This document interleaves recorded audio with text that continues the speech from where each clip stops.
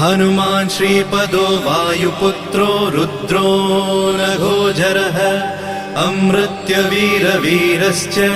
ग्रामवासो जनाश्रयः धनदो निर्गुणः शूरो वीरो निधिपतिर्मुनिः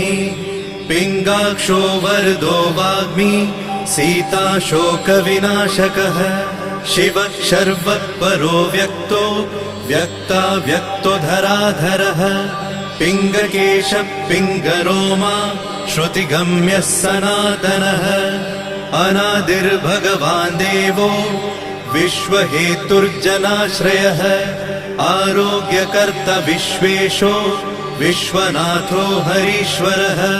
भर्गो रामो रामभक्तः कल्याणप्रकृतिस्थिरः विश्वम्भरो विश्वमूर्तिर्विश्वरूपो